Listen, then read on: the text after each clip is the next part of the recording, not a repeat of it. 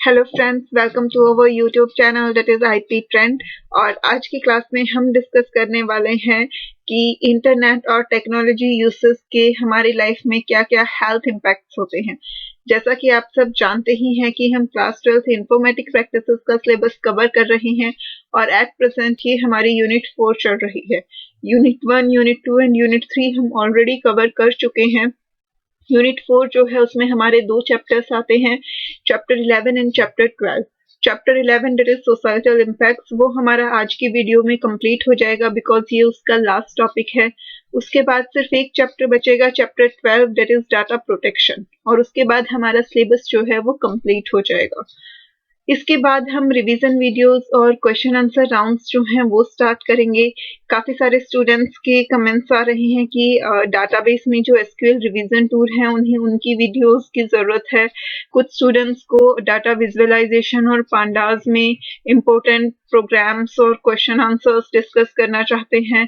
तो वो सारी चीज़ें हम एक बार पहले सिलेबस कवर कर लें, उसके बाद हम वो सारी चीज़ें जो हैं स्टार्ट करेंगे।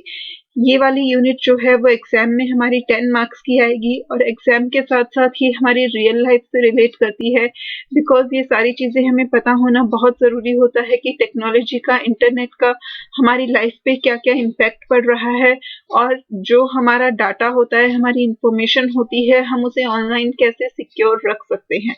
तो ये दोनों ही चैप्टर बहुत इंटरेस्टिंग हैं, ऑल्दो थ्योरेटिकल हैं बट स्टिल क्योंकि रियल लाइफ से रिलेटेड हैं तो इसलिए ये दोनों ही चैप्टर्स बहुत इंटरेस्टिंग हैं। और हमने इन चैप्टर्स को बहुत छोटे छोटे पार्ट्स में कवर किया है ताकि थ्योरेटिकल पार्ट जो है वो बोरिंग ना हो जाए। तो आज की क्लास में हम हेल्थ कंसर्न्स डिस्कस करेंगे जिसके साथ हमारा चैप्टर 11 जो है वो कंप्लीट हो जाएगा। जिन स्टूडेंट्स ने अभी तक चैनल सब्सक्राइब नहीं किया है तो जल्दी से चैनल को सब्सक्राइब कर लें, बेल आइकन प्रेस करें ताकि हर नई वीडियो की नोटिफिकेशन उन्हें मिलती रहे। आप जानते ही हैं कि ये टाइम पीरियड आपके लिए कितना क्रूशियल है। एग्जाम्स की डेट्स जो हैं वो आ चुके हैं। सीबीएसई की डेट शीट आई होप आप सबने चेक कर ली होगी। आईपी का कंप्यूटर साइंस का पेपर जो है वो आपका 29 मई को है। प्रैक्टिकल्स जो हैं वो आपके 1 मार्च से स्टार्ट हो रहे हैं। तो ये टाइम जो है वो बहुत ज़्यादा इम्पोर्टेंट है, तो इसलिए इस टाइम का पूरी तरह से यूज़ कीजिए और आपको टाइम टू टाइम जो है अपडेट्स मिलती रहेंगी। इसलिए अगर आप बेल आइकन प्रेस करेंगे तो आपसे कुछ भी मिस नहीं होगा। तो चलिए स्टार्ट करते हैं आज की class. Health concerns with technology usage, कि टेक्नोलॉजी यूसेज से हमें कौन कौन से हेल्थ कंसर्न्स जो हैं वो हो सकते हैं, हेल्थ इश्यूज क्या क्या आ सकते हैं, हम उन्हें कैसे रोक सकते हैं, वो सारी चीज़ें हमें यहाँ डिस्कस करनी है। Although technology has improved our lives enormously, yet it should be used in moderate amount. हालांकि टेक्नोलॉजी ने हमारी लाइफ को बहुत ज़्यादा इम्प्रूव कर दिया है बट स्टिल हमें उसका यूज़ जो है वो मॉडरेट अमाउंट में ही करना चाहिए because excess of everything is bad. अगर हम किसी भी चीज़ पे एक्सेसिवली डिपेंड करते हैं तो वो हमारे लिए हमेशा हार्मफुल होती है। Excessive use of technology such as smartphones, computers, online gaming, social media, etc. leads to many health related problems. अगर हम टेक्नोलॉजी का बहुत ज़्यादा यूज़ करते हैं, फिर चाहे वो स्मार्टफोन्स हों, कंप्यूटर्स हों, ऑनलाइन गेम्स हों या फिर जो हमारी सोशल नेटवर्किंग साइट्स होती हैं लाइक फेसबुक, व्हाट्सएप, इंस्टा वगैरह, अगर हम उन पे बहुत ज़्यादा डिपेंड हो जाते हैं तो हमें बहुत सारे हेल्थ रिलेटेड प्रॉब्लम्स फेस करने पड़ते हैं। In the following lines, we are discussing major health concerns related to excessive technology uses. अभी आगे आने वाली लाइन्स में हम उन्हीं हेल्थ कंसर्न्स के बारे में डिस्कस कर रहे हैं जो टेक्नोलॉजी के एक्सेस यूसेस की वजह से हमें फेस करने पड़ते हैं। First one is impact on hearing. Technology के एक्सेसिव यूज से हमारे हियरिंग पे क्या क्या इम्पैक्ट पड़ता है। आज के टाइम में हर कोई ईयरफोन्स, हेडफोन्स यूज करता है, ईयरबड्स यूज करता है। अगर हम एक टाइम पीरियड के बाद उसे यूज करना स्टॉप नहीं करते तो उसका हमारी हियरिंग पे बहुत नेगेटिव इफेक्ट पड़ता है। काफी सारी ऐसी स्टडीज हुई हैं जिससे ये पता चलता है कि जब हम ईयरफोन्स यूज करते हैं तो उससे हमारे ईयर्स में जो बैक्टीरिया की अमाउंट होती है वो बहुत ज्यादा बढ़ जाती है। ईयर प्रॉब्लम्स लोगों को फेस करनी पड़ती हैं, तो इसलिए हमें हेडफोन्स और ईयरफोन्स का यूसेज जो है वो मिनिमाइज कर देना चाहिए। जहां तक हो सके हमें उसे अवॉइड करना चाहिए। Studies have proven that listening to music that loud More than 15 minutes cause hearing damage over time. अगर हम 15 मिनट से ज़्यादा लाउड म्यूजिक सुनते हैं तो वो धीरे धीरे हमारी हियरिंग पावर को डैमेज करना स्टार्ट कर देता है. Also, it has been said that using headphones increase the bacteria level in your ear over 700 times. कि अगर हम हेडफोन्स यूज करते हैं तो हमारे ईयर्स में जो बैक्टीरिया होते हैं वो 700 टाइम्स जो है इंक्रीज हो जाते हैं when used more than an hour. यानी कि अगर हम 1 घंटे से ज्यादा हेडफोन्स को यूज करते हैं तो बैक्टीरिया का लेवल 700 टाइम्स जो है वो इंक्रीज हो जाता है. This shocking statistics came from a study way back in 1992 when experts measured bacteria on 20 headsets. और ये स्टडी जो है वो 1992 में ही हो गई थी जब एक्सपर्ट्स ने 20 हेडसेट्स के बैक्टीरिया लेवल को स्टडी किया था. बट स्टिल हम लोग इस चीज को इग्नोर करते हैं और काफी लोग तो ऐसे होते हैं जो पूरा टाइम हेडफोन्स यूज करते हैं और इससे उनके हियरिंग पावर पे बहुत नेगेटिव इम्पैक्ट्स जो हैं वो पड़ते हैं. तो इसलिए हमें इन्हें मिनिमाइज करना चाहिए, इनके यूसेस को. जब बहुत ज़्यादा अर्जेंट हो तभी हमें हेडफोन्स, ईयरफोन्स, ईयरबड्स का यूज करना चाहिए. Next one is impact on bones and joints. अब यहाँ पे काफी लोग ये सोच रहे होंगे कि अब टेक्नोलॉजी में हम फोन या लैपटॉप यूज कर रहे हैं, कंप्यूटर यूज कर रहे हैं, तो उसका बोन्स और जॉइंट्स पे क्या फर्क हो सकता है. तो बोन्स और जॉइंट्स जो हैं उन पे इम्पैक्ट इसलिए आता है क्योंकि जब भी हम कोई भी डिवाइस यूज कर रहे हैं तो हम एक पोस्चर में बैठकर उसे यूज करते हैं और फिर हमें उस पोस्चर की आदत हो जाती है. वही मूवमेंट्स जो हैं हम बार बार करते हैं. लाइक अगर हम फोन पे टेक्सटिंग कर रहे हैं, लैपटॉप पे टाइपिंग कर रहे हैं, तो हमारी फिंगर मूवमेंट्स जो हैं वो सेम पोस्चर में बार बार जाती हैं, सेम मूवमेंट वो करती हैं, जिसकी वजह से हमारे जॉइंट्स और मसल्स की मूवमेंट पे स्ट्रेन पड़ता है और धीरे धीरे जो है वो एक डिसऑर्डर का रूप ले लेता है, इंजरीज में कन्वर्ट होने लगता है. Use of technology has affected our posture. Technology के यूसेज से हमारे पोस्चर्स बहुत ज्यादा इफेक्ट होते हैं. आप ऑफिस में भी देखते होंगे कि हमें पूरा टाइम एक चेयर पे बैठ के काम करना पड़ रहा है. जो लोग वर्क फ्रॉम होम कर रहे हैं तो भी आप एक जगह अपना लैपटॉप लेके बैठ जाते हैं, आप पूरा दिन उसी पोस्चर में बैठे रहते हैं. इसीलिए काफी स्टडीज ये शो करती हैं कि जब भी हम, चाहे हम ऑफिस में हैं या फिर घर से काम कर रहे हैं, हमें हर थोड़ी देर बाद जो है वॉक करनी चाहिए. हर थोड़ी देर बाद अपना पोस्चर जो है वो चेंज करना चाहिए. कभी भी सेम पोस्चर में ज्यादा देर तक नहीं रहना चाहिए. Most of the times we sit in the same posture and make similar repetitive movements. ज्यादातर टाइम जो है हम एक ही पोस्चर में बैठते हैं और सेम मूवमेंट्स जो हैं वो बार बार करते हैं. For example, thumb movements on mobile phone. Mobile phone पे जो हमारे थंब की मूवमेंट होती है वो ऑलमोस्ट सिमिलर होती है एवरी टाइम. स्लचिंग और using your joints and muscles in repetitive movement all cause strains on our muscles and joints. अगर हम सेम मूवमेंट को बार बार करते हैं अपने जॉइंट्स और मसल्स की, तो धीरे धीरे उन पे स्ट्रेन पड़ना जो है वो स्टार्ट हो जाता है. A repetitive strain injury is an injury or disorder of the muscles, nerves, tendons, ligaments and joints.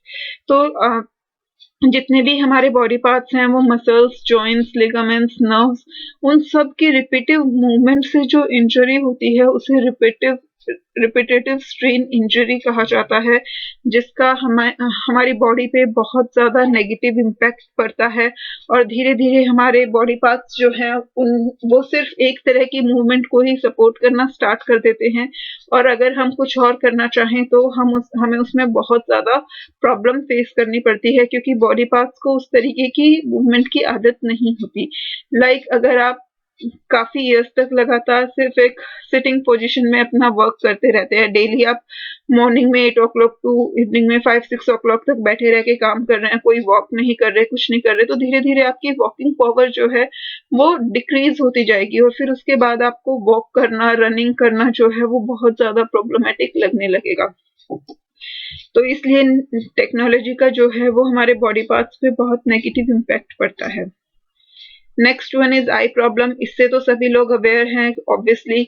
आप चाहे लैपटॉप यूज कर रहे हैं, कंप्यूटर यूज कर रहे हैं, फोन यूज कर रहे हैं, हर किसी से जो ब्लू लाइट निकलती है वो हमारी आईज के लिए बहुत ज्यादा हार्मफुल होती है, और हमारी आई प्रॉब्लम जो है वो आई थिंक आज के टाइम में हर कोई फेस कर रहा होता है। Constant exposure to smartphones, laptops, and computer screens impact our vision and may lead to other eye-related problems. तो लगातार फोन, लैपटॉप और कंप्यूटर्स यूज करने से जो है वो हमारे विजन पे, हमारी आईज रिलेटेड पावर्स पे बहुत ज्यादा नेगेटिव इम्पैक्ट डालता है, और हमें बहुत सारी आई रिलेटेड प्रॉब्लम्स जो हैं वो फेस करनी पड़ती हैं। The blue light that comes from our phones and computers is very damaging on the retina, even more than UV lights.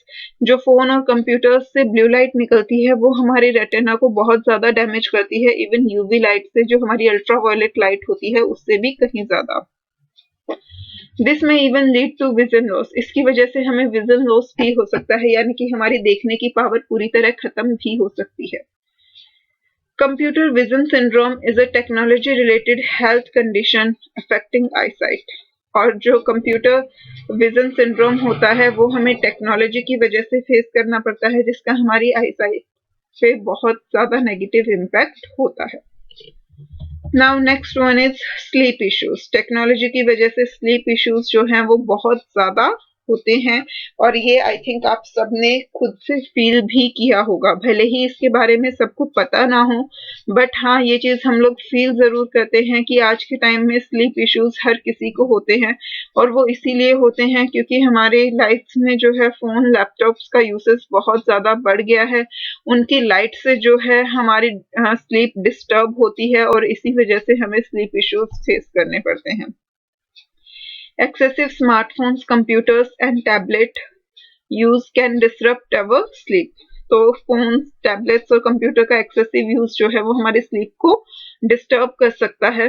Bright lights from these devices block melatonin secretion. In devices से जो bright light produce होती है वो हमारी body से जो melatonin secretion होता है उसे रोक देती है। The hormone that regulate स्लीप्स। Melatonin secretion क्या होता है? मेलेटोनिन वो हार्मोन होता है जो हमारी स्लीप को रेगुलेट करता है, और उसका सिक्रेशन जो है वो ब्लॉक हो जाता है फोन, लैपटॉप्स की लाइट की वजह से। And this leads to smaller sleep cycles. और इसीलिए हमारी स्लीप साइकिल जो है वो बहुत छोटी हो जाती है, और हमारी स्लीप जो है वो हमेशा डिसरप्टेड रहती है। Sleep is so essential for overall health that it impacts our normal thinking, behavior patterns, memory and attention span। हमारे लिए साउंड स्लीप लेना बहुत ज्यादा जरूरी होता है। अगर हमारी स्लीप साइकिल अच्छी नहीं है, अगर हम नींद अच्छे से नहीं ले पाते, तो वो हमारी थिंकिंग पावर को अफेक्ट करता है। हमारे बिहेवियर में उसकी वजह से बहुत चेंजेस आते हैं कि नींद पूरी ना होने की वजह से इंसान चिड़चिड़ा बिहेव करता है, उसे गुस्सा जल्दी आने लगता है, उसकी मेमोरी पे नेगेटिव इफेक्ट्स पड़ते हैं, और किसी भी चीज में वो अटेंशन नहीं दे पाता। कंसंट्रेट करना जो है वो बहुत मुश्किल हो जाता है। तो अगर हमारी स्लीप हेल्दी नहीं होगी तो ये सारी प्रॉब्लम्स हमें फेस करनी पड़ती हैं। और कंप्यूटर्स और फोन्स के एक्सेसिव यूज की वजह से जो है वो हमारी स्लीप हेल्दी नहीं रह पाती है, क्योंकि उससे जो एक स्लीप हार्मोन होता है जो कि हमें चाहिए होता है प्रॉपर स्लीप के लिए, वो ब्लॉक हो जाता है बॉडी में रिलीज होना।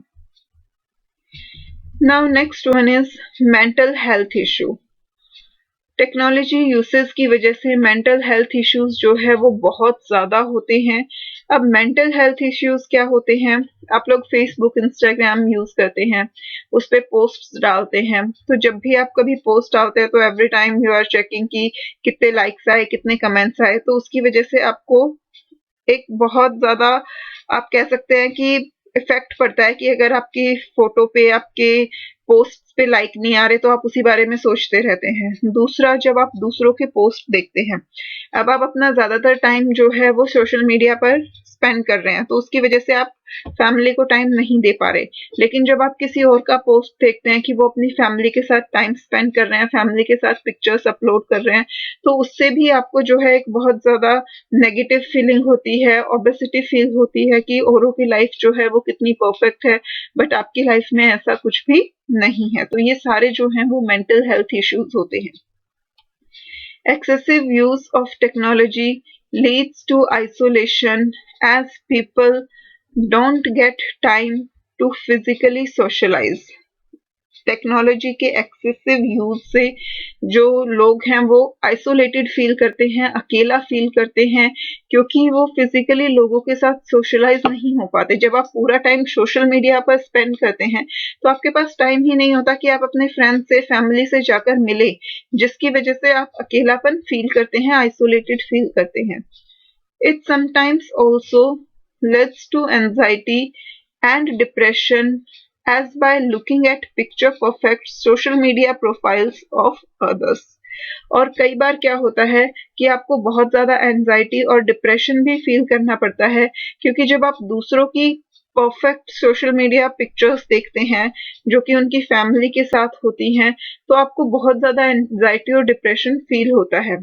People often tend to think that their connections have perfect रोजी lives while they are not, क्योंकि जब आप दूसरों की परफेक्ट सोशल मीडिया प्रोफाइल देखते हैं तो आपको ये फील होता है कि आपके जो कनेक्शंस हैं, यानी कि सोशल मीडिया पे जो आपके कनेक्शंस हैं, उनकी लाइफ जो है वो बिल्कुल परफेक्ट रोजी है, जबकि आपकी नहीं है, क्योंकि आप फैमिली के साथ टाइम स्पेंड नहीं कर पा रहे, जिसकी वजह से आपको डिप्रेशन फील होने लगता है। Excessive use of technology and internet leads to addiction, और जब हम इंटरनेट को बहुत ज्यादा यूज करते हैं तो धीरे धीरे हम उसके एडिक्ट होना स्टार्ट हो जाते हैं, हमें एडिक्शन होने लगती है। People keep obsessively looking through emails and messages, हम बार बार अपनी मेल्स और मैसेजेस चेक करते रहते हैं। They start feeling stress if they don't get some likes और replies on their post etcetera. जब भी आपको आपके सोशल मीडिया पोस्ट पे अगर लाइक्स और कमेंट्स नहीं मिलते तो आपको स्ट्रेस फील होने लगता है कि ऐसा क्यों हो रहा है। This problem is formally termed as internet addiction disorder, और इस प्रॉब्लम को, जो ये मेंटल हेल्थ इश्यूज हमें फेस करने पड़ते हैं, इसे प्रोफेशनल टर्म्स में इंटरनेट एडिक्शन डिसऑर्डर कहा जाता है, जो कि आज के टाइम में लोगों में बहुत ज्यादा बढ़ता जा रहा है। तो इसीलिए कहा जाता है that excess of everything is bad, because technology जितनी हमारे लिए कंफर्ट लेकर आती है, उतने ही उसके साथ इश्यूज भी हमें फेस करने पड़ते हैं। तो हमें टेक्नोलॉजी का यूज हमेशा एक लिमिटेड अमाउंट में ही करना चाहिए, ताकि उसके एक्सेसिव यूज से जो जो नेगेटिव इम्पैक्ट होते हैं हमारी लाइफ पे, हम उनसे बच सके, क्योंकि ये इम्पैक्ट जो है वो बहुत ज्यादा हार्मफुल होते हैं हमारी हेल्थ के लिए, हमारी लाइफ के लिए।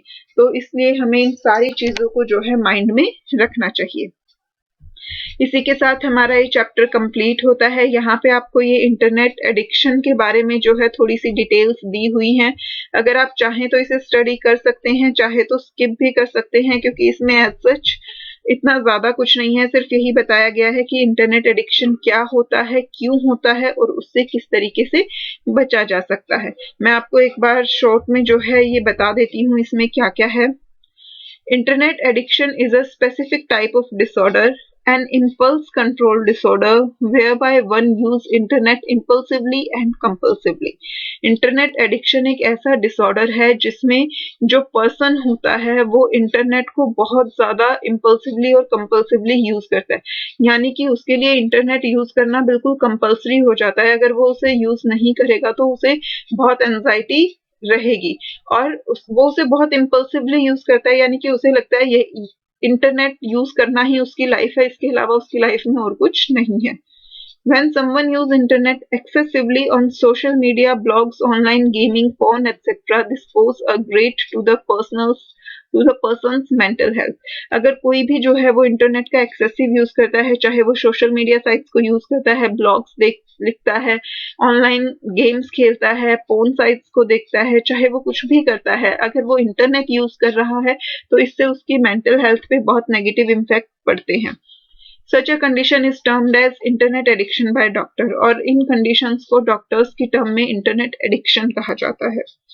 Person who have internet addiction exhibit feeling of restlessness, moodiness, depression or irritability when attempts are made by the family to cut down use of internet.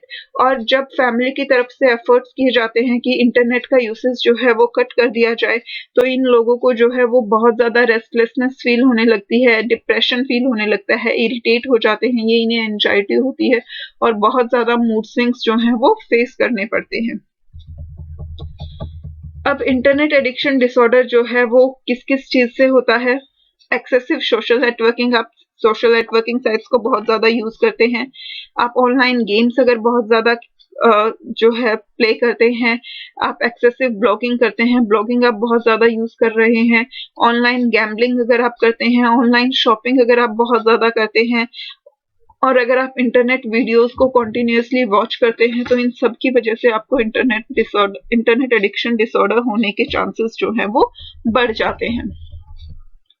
Internet addiction result in many problems in affected person such as, जिन लोगों को internet addiction हो जाती है उन्हें अपनी life में क्या क्या प्रॉब्लम्स फेस करनी पड़ती हैं। First one is one suffer from personal, family, academic, financial and occupational issues just like these happens in other type of addiction। जैसे कि बाकी एडिक्शंस में होता है, लाइक अगर किसी को कोई अल्कोहलिक है या किसी को स्मोकिंग का एडिक्शन होता है, तो उन लोगों को जो जो प्रॉब्लम फेस करनी पड़ती हैं वही इंटरनेट एडिक्टेड पर्सन्स को भी फेस करनी पड़ती हैं। जैसे कि चाहे वो पर्सनल प्रॉब्लम हो, फैमिली रिलेटेड, एकेडमिक, फाइनेंशियल या ऑक्यूपेशनल, किसी भी तरह के इश्यूज हों, वो हर एडिक्शन में हमें फेस करने पड़ते हैं। Real life relationship either personal और प्रोफेशनल गेट डिस्टर्बेड, हमारी पर्सनल और प्रोफेशनल लाइफ दोनों पे जो है वो नेगेटिव इम्पैक्ट आते हैं, वो पूरी तरह से खराब हो जाती है। सफरर बिकम्स सोशली ऑकवर्ड, जो इंटरनेट एडिक्टेड हो जाता है उसे आमने सामने किसी से भी कन्वर्सेशन करने में बहुत ऑकवर्ड फील होता है, तो वो सोशली ऑकवर्ड हो जाता है, उसे किसी से भी बातचीत करना अच्छा नहीं लगता है, वो खुद को लोगों से दूर रखने की कोशिश करता है। Sufferer starts lying about the time spent on internet and avoid interaction with the people around, वो झूठ बोलना स्टार्ट कर देता है कि वो इंटरनेट पे कितना टाइम स्पेंड कर रहा है और जनरली वो लोगों से इंटरेक्ट करना ही अवॉइड करता है, वो किसी से बात करना पसंद नहीं करता। Sufferer's changed habit and behavior lead to loss of trust in the people and relations around him and lead to more loneliness। Internet की वजह से उसके हैबिट में, उसके बिहेवियर्स में इतना चेंज आता है कि उसे किसी पर भी ट्रस्ट नहीं रहता और वो अपने आप को और ज्यादा अकेला फील करने लगता है। तो जब भी किसी को इंटरनेट एडिक्शन होती है तो ये सारी प्रॉब्लम्स जो हैं वो उसे फेस करनी पड़ती हैं। अब ये तो हो गया कि इंटरनेट एडिक्शन किस वजह से होती है और जब होती है तो क्या क्या सिम्टम्स होते हैं, बट इंटरनेट एडिक्शन अगर हो गई है तो हम उससे ओवरकम कैसे कर सकते हैं, उससे बाहर कैसे निकल सकते हैं, ये पता होना बहुत जरूरी होता है। तो नेक्स्ट पॉइंट जो है वो उसी से रिलेटेड है। To overcome internet addiction, one need the help of a qualified doctor, counselor और of course the family support। जब भी हमें इंटरनेट एडिक्शन होती है तो ऑब्वियसली किसी भी तरह की एडिक्शन को ओवरकम करने के लिए हमें डॉक्टर्स की जरूरत होती है। तो सेम चीज इंटरनेट एडिक्शन में भी है कि हमें क्वालिफाइड डॉक्टर्स की और काउंसलर्स की जरूरत होती है, और डॉक्टर्स और काउंसलर्स से भी ज्यादा हमें हमारी फैमिली के सपोर्ट की जरूरत होती है, क्योंकि फैमिली सपोर्ट के बिना किसी भी चीज को ओवरकम कर पाना इम्पॉसिबल होता है।